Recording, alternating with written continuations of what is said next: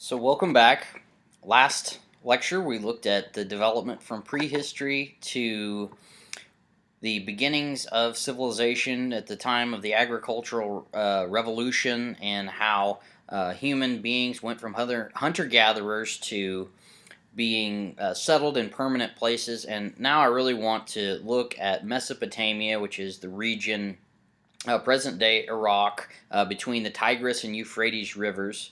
I think I have a map here. Yes, in this region here between the Tigris and Euphrates rivers, where the earliest civilizations, especially down here in the south, and what will become the region of Sumer, began to develop the earliest human civilizations. And specifically, we see in the city of Ur and Uruk. Then there will be Babylon eventually. And then later on, we see up here in the northern part of Assyria, what will become the Assyrian Empire. We see the development of other cities such as Nineveh and Ashura. And this region is where the earliest civilizations began, and also with the earliest civilizations came the development of religion, spirituality, and I just want to talk briefly in this would normally compose about 3 or 4 lectures in 20 or 25 minutes here. See if we can work this all in. Now, ancient people thought radically different than we did. If I asked you to explain the origins of the universe to me, you would probably say, well, the Big Bang occurred, and go on through a very intricate, detailed, scientific explanation. Ancient people did not think this way. They did not understand things in the way that we did, so therefore they used mythology, spirituality, religion, in order to explain how and why the world worked, and where their place was in it. And it all begins usually in all mythologies, there is a primal sea, chaos, and a mountain emerges out of the tumultuous waters. And the forces of chaos, which are water and sky and earth, come together and in some way form life out of the elements. Or that there is a hero figure that is born from the elements and ends up slaying the chaos. That bringing order from chaos is key within this, and this is usually how the origins of the world work in ancient thinking. And it doesn't matter that there's all kinds of different myths. They're all thought to be relatively equal and communicative of truth. So mythology, which the great scholar of myth of our time is Joseph Campbell, and I would encourage you to read Joseph Campbell, that my respect and love and admiration for him knows no bounds. That he tells us basically that in all myth there is a kernel of truth. That all myth goes back to explain the origins of humanity, and to explain why we are where we are. And there's just a few. There's lots of different kinds of myths, but I want to go through a few. And what is mythologia? Which it's a Greek word that means to express truth by oral communication. And mythology comes from 2 Greek words, mythos and logos, which mythos means basically to talk, to pass down by mouth, and logos means rationality or reason. So mythology literally means to pass down reason by mouth, right? Passing down this kernel of truth through very interesting stories. So we talked a bit about the creation myth, and this explains how the world came into being. And then we have something that is called an etiological myth, and it explains reality. Why something is the way that it is. Why something has come to be the way it is. For instance, in ancient Greek myth, why is there 4 seasons in the world? Well, the Greeks would say, the god Hades came up out of the underworld and stole away the goddess of the harvest's daughter, Persephone.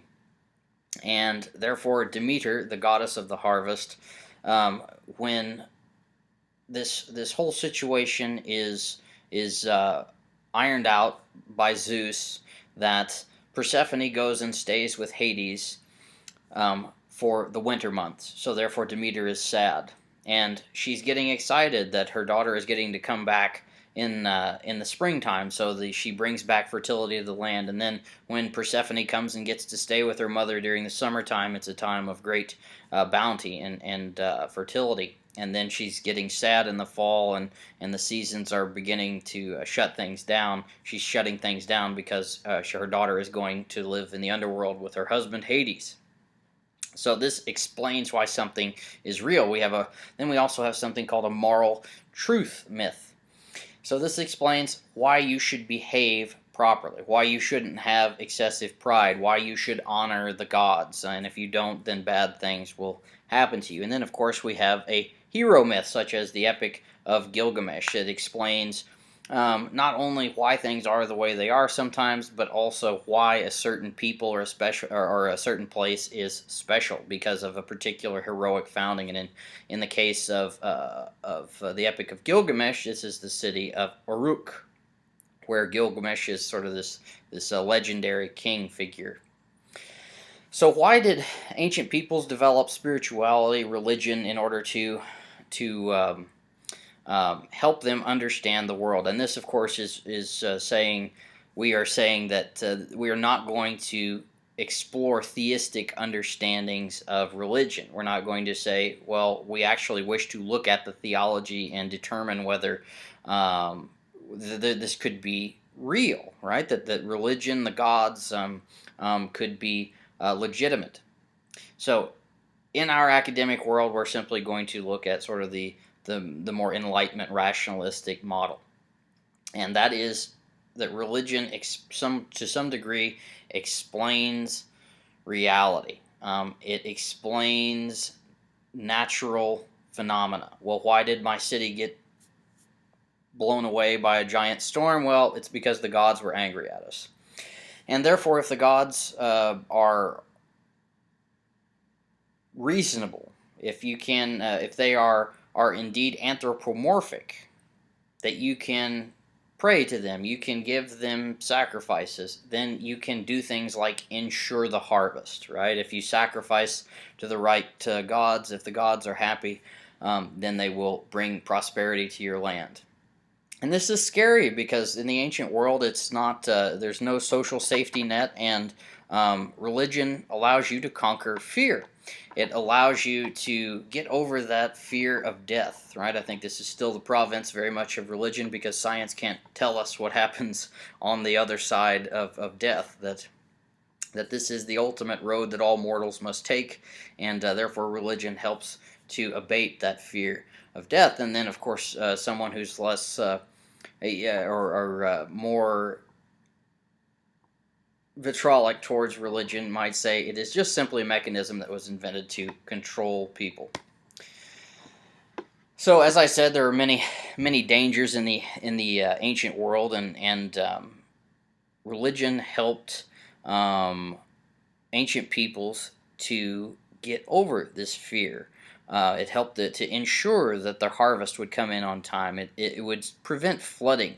It would hopefully keep your city preserved during times of war and plague and such things. So the gods help with this. So who are the gods? What do they do? So very early religion in the ancient world we see is animistic. So it's a mountain or a tree or a nature spirit or something of that nature would have divine powers with it. But it's very difficult to, for instance, get the sun to do anything that you want it to do. Therefore, you need your gods to have an anthropomorphic level, meaning that they have human qualities to them, that you can reason with them, that you can offer them sacrifices, that you can um, give them, or that they can give you things if when you give them things.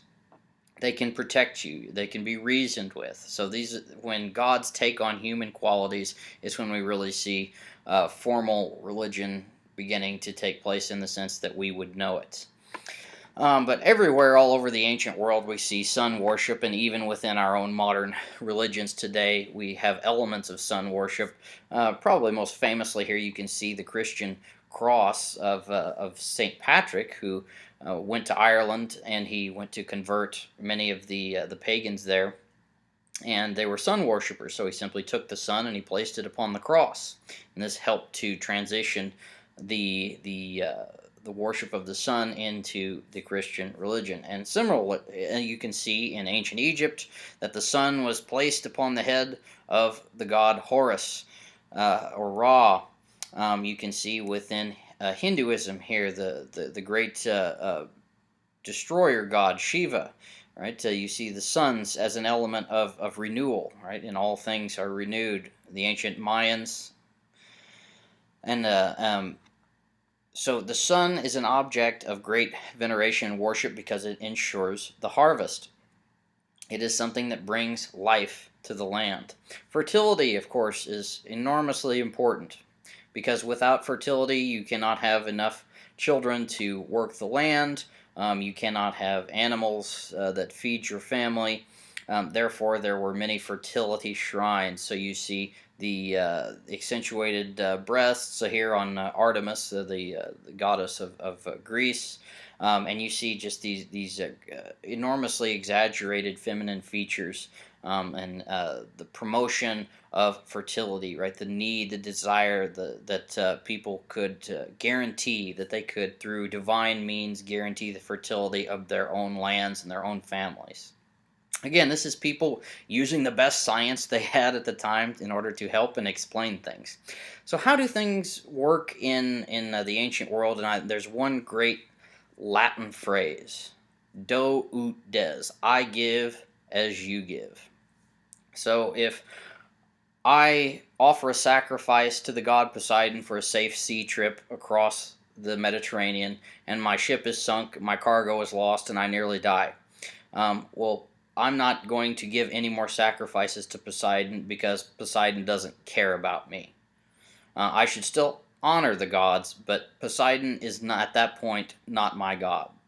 Modern religion, Christianity, Islam, Judaism would suggest that gods are worthy of your veneration even if you don't get what you want in life after you pray for it, it would suggest things like that. Whereas in the ancient world, it is very much a I give as you give relationship between the gods. So there are many, many different pantheons of gods, and pantheons meaning all the gods, but they largely have four levels. There are the very ancient gods.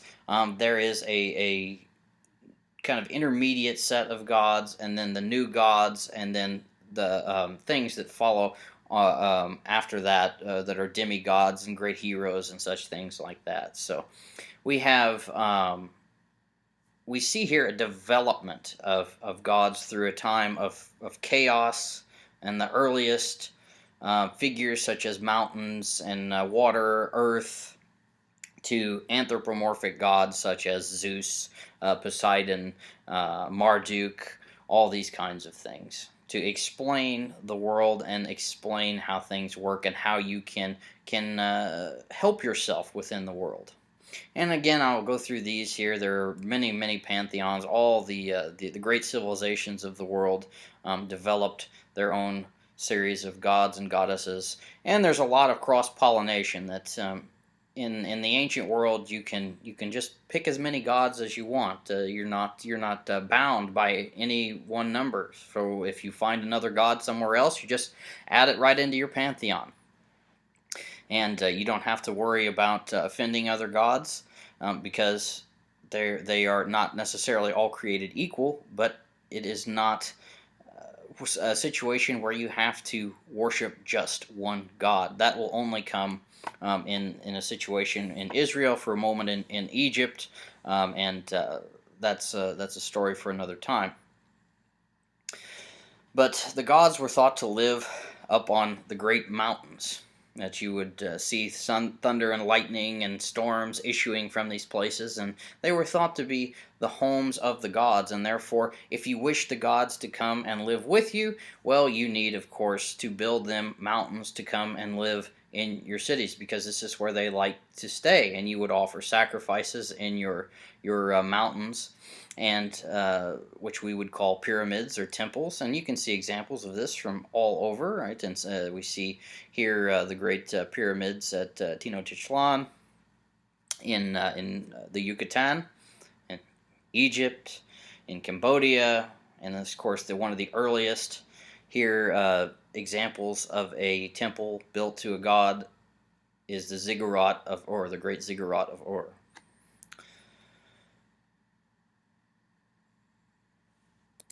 So we have there looked at the spirituality and religion of the region called the Ancient Near East, and I'll be referring to it as the Ancient Near East, as the Fertile Crescent, as Mesopotamia.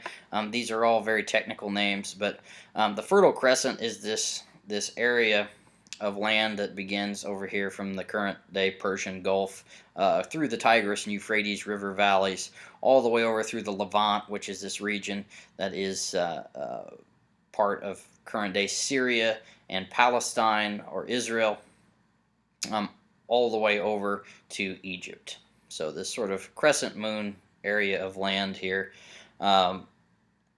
Mesopotamia proper is literally means the land between the two rivers. The northern part of Mesopotamia is often referred to as Akkad, or later Assyria, and these come from their capital cities, and they are known as they will become empires, these great northern empires.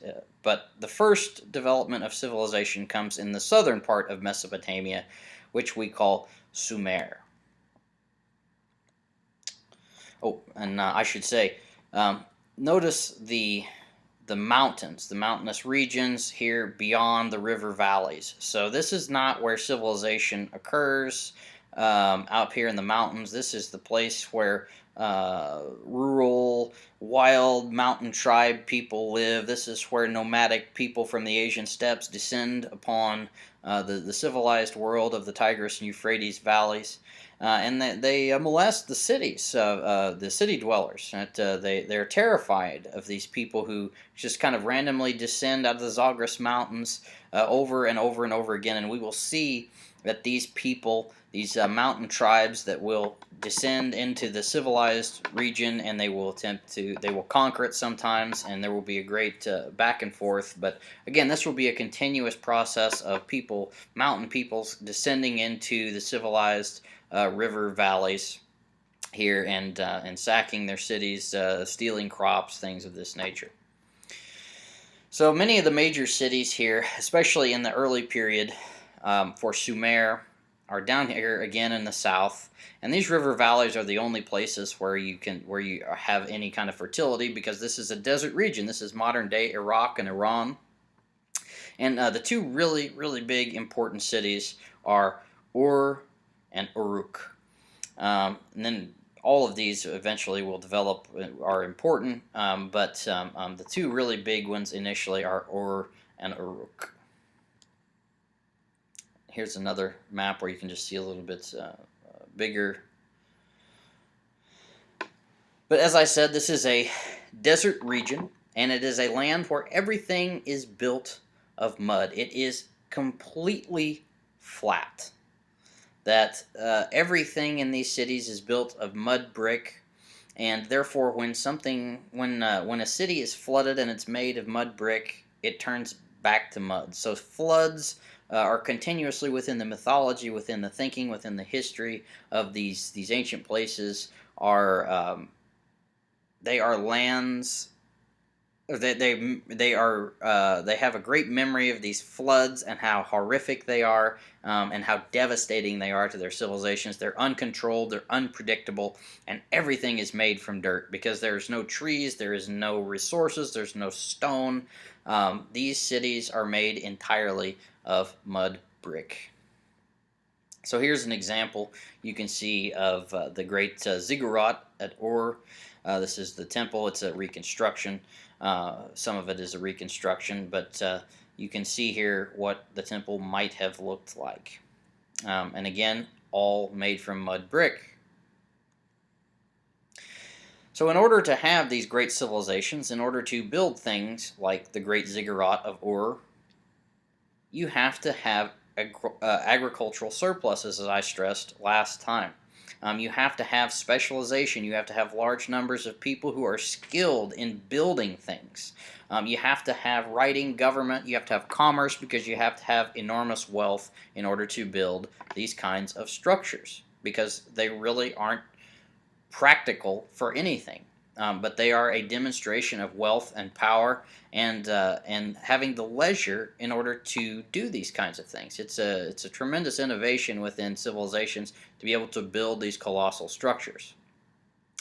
And one of the great works which we'll be looking at is the Epic of Gilgamesh. You are scheduled to read this, and this is the first great work of literature that comes out of Sumer, about 1800 BC. And it's a magnificent work of literature about a legendary king of Uruk. So more on that later. But the civilizations of Sumer were founded upon each individual city. You don't see there. Sumer is a region; it's not an empire per se. But each city was its own governing entity. They really didn't have kings as we would think of them. But they did have leaders and high priests and these kinds of things. But the first really truly great and powerful civilization comes in the Akkadian Empire. And often called the Chaldean Empire, but it's the same thing. And it originates around 2300 BC. And when we talk about empire, we have to ask ourselves the question, well, what does that mean? So I'm going to give you some characteristics of empires, because we will be talking about a lot of empires in this class. And an empire is something that is ultimately very big. It incorporates people who speak many languages, and not bigger than just one city, bigger than just Ur or Uruk, but this is a supra-regional political entity. And really, to have a true empire, you need a centralized administration. You need an emperor to have an empire. You need a true king or an emperor. And what is the ultimate goal of having an empire? Well, you have peace and security is why you can be part of this empire, but the emperor, the centralized administration, guarantees that this is one functioning political unit with relative peace and security. And within this, you incorporate local customs, but you also impose your own power of taxation and your laws upon other people. And this means, therefore, you need a strong and powerful military to be able to impose your will, the centralized administration's will, upon subject peoples. So the first great emperor, I said every empire needs an emperor, is Sargon the Great. And I wish I had time to go into the legendary story of Sargon, but he is the first great emperor. He is the one who unites basically all of the Mesopotamian region, more than just the southern region. In the south, he imposes his language upon everyone who is around there. You can really say that this is the first great world empire, is the Akkadian Empire. And along with imposing his will upon people, he changes the religion to some degree, and he imposes Akkadian gods. He adopts Sumerian gods. He brings them all together, and he makes a cohesive system of religion and government administration. But I think perhaps maybe most importantly, he is a really great military leader. And I can't stress to you enough the importance of being a personally good general military commander. And he makes some really great military innovations. First of all, to have a standing professional army. Before this, it is basically just militia that are called up to fight at times of need, whereas Sargon says, I'm going to have 5,000 specially trained people whose only job is to fight for me. And they are loyal to me. They're not loyal to the city of Uruk or whatever. They are loyal to me, my person, as Sargon. He creates provincial governors who are also personally loyal to Sargon and the Akkadian Empire. And he garrisons these standing army, these troops, throughout his empire. Which is important when you want to impose your will upon people, is to have small garrisons of troops. And this is not great battles of 50,000 people. I mean, these are just numbers unheard of in the ancient world. A big army in the ancient world is 500 people. So we're not talking about the massive numbers that we will be under Roman or even Greek times. So Sargon, along with having this army, he has many tactical innovations, such as using chariots, really rudimentary chariots in battle. You can see here the solid-wheeled chariot is, kind of a tank-like thing. It's not highly effective, but it's definitely something different. It's nothing like the Egyptian or Hittite chariots that you will see later. But Sargon centralizes all his governance, and he is able to tax effectively. He is able to ensure that his empire is supplied with grain and oil, that you will not starve if you are part of the Akkadian Empire, because they will give you wheat, they will give you oil whenever there is a drought somewhere. So this is a great innovation, and it's also why you would want to be part of Sargon's empire. And when trying to collect taxes, it's always good to have a standardized system of exchange and coinage, so that way everybody can understand how they are doing business and equal exchanges. Anyone who has ever gone to another country knows you cannot simply get out your US dollars and spend them in, let's say, Switzerland. You have to exchange them. This is very annoying, and it costs you money. And so therefore, with a standardized system of money, everyone knows exactly the value of what they are getting, and it promotes commerce throughout your empire. So there was a famous historian of the ancient world who said regarding Sargon, all who followed the mighty king Sargon imitated his kingdom and sought to remake his image. So Sargon, being the greatest emperor, he set the example of how to do things, so everyone after that sought to be just like Sargon. So why did the Akkadian Empire fall? Well, ultimately, it was a failure of its leaders.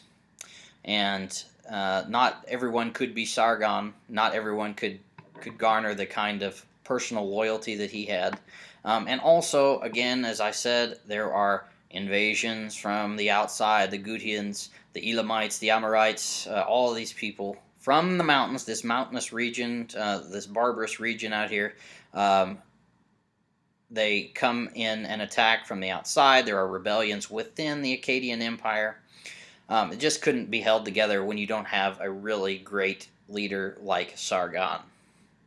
And then there's historian Harvey Weiss, who argues that it was climate change, that it was the great droughts that caused agricultural failures, and therefore it caused the central administration to collapse because it couldn't supply its empire with, again, grain and oil. So then we see the rise of the next great empire, which was founded by the Akkadians, and that is Babylonia. Babylon is going to be the greatest city in Mesopotamia from basically this point forward. And it is going to become the dominant city, whereas before Uruk, Kish, which was Kish was the capital of the Akkadian Empire, but you will see this power transferred to Babylon. which becomes the famous city with the Hanging Gardens and the Ishtar Gate. But for a time, Babylon rises up. Ur is going to make its last rise, and you have this kingdom of Ur, where they are able to sort of assert dominance in the south again, but they're not going to have nearly the success that the later Babylonians do. And again, as I said, more invasions from the outside. This is a common theme. This invasion of mountain peoples, Elamites, Amorites, cause the third civilization of Ur to be toppled. And eventually these people will settle. You will see this constantly as well. The barbarian peoples want to come in. They want to settle down. They want to be part of the society. And they will, for a time, rule over Babylon and become part of the group. And again, this is where the old Babylonian Empire begins. And it becomes sort of this massive and great cultural center of Mesopotamia.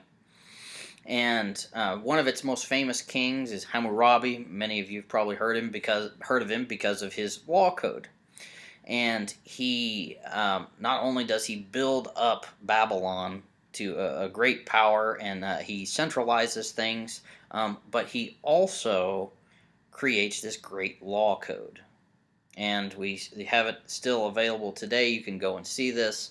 It is on 12 tablets, and there are 282 laws.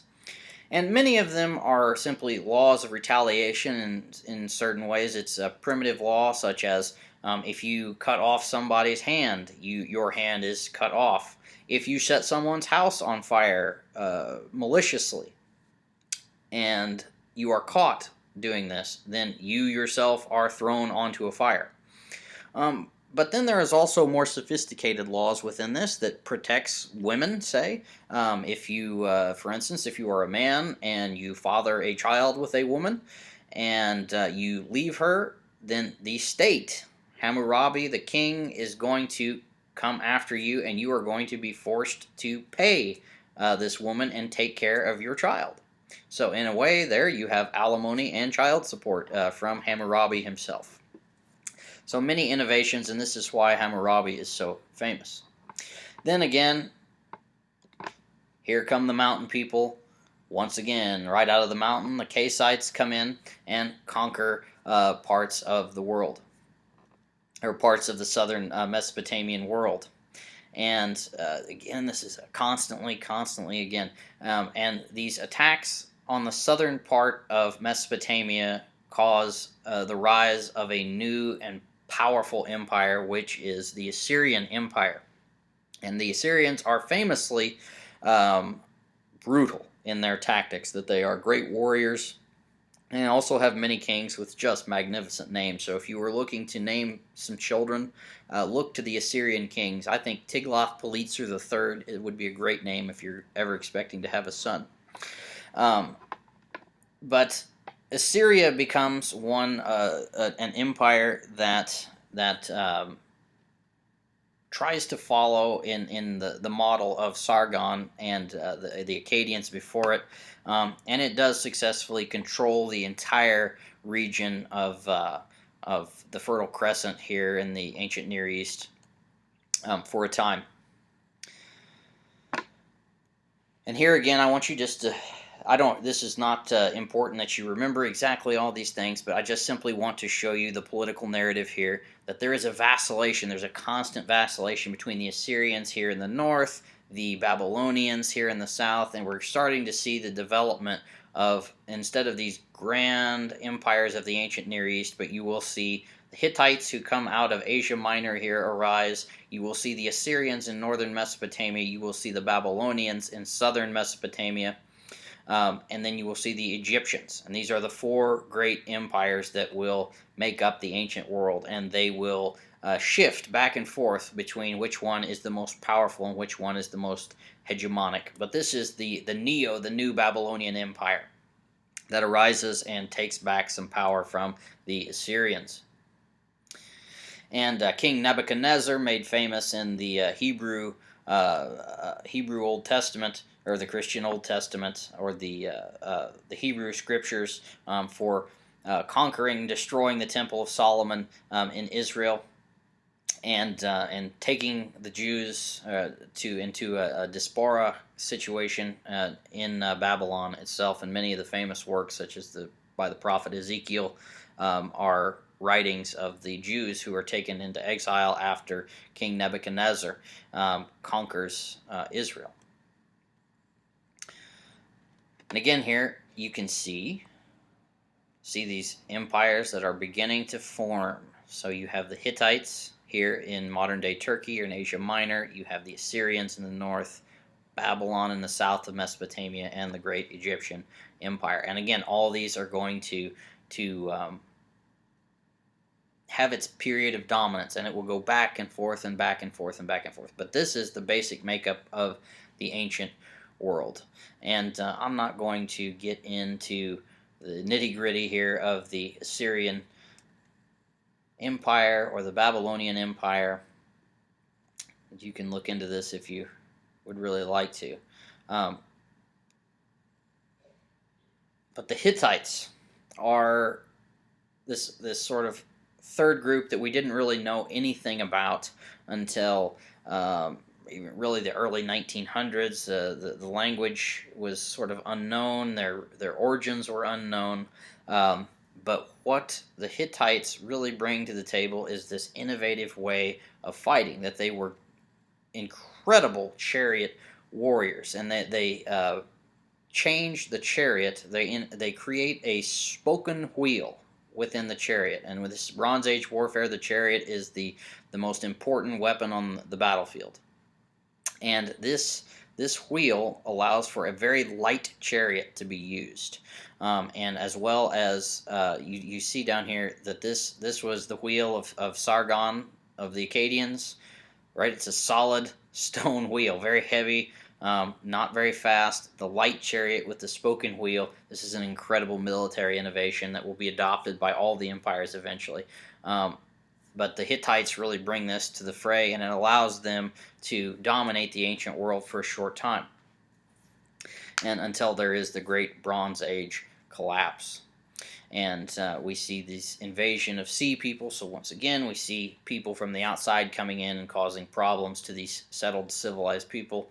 And eventually, at the end of all this, there will become one more great invasion of mountain peoples, the Medes, who come out of Iran, the Zagros Mountains, and they conquer the entirety of the ancient world, the ancient Near East. And this will become the Persian Empire. And we will look at this in much greater detail when we come to our lectures on Greece. But for the time being, know that this is how the ancient world developed. This is how Mesopotamia and the ancient Near East came about.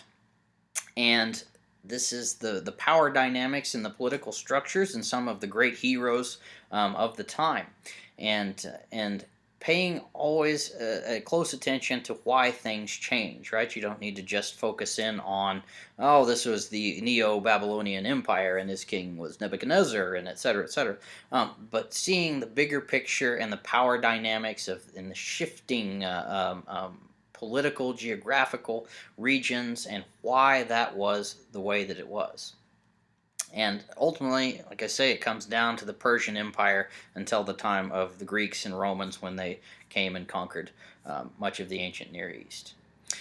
So until next time,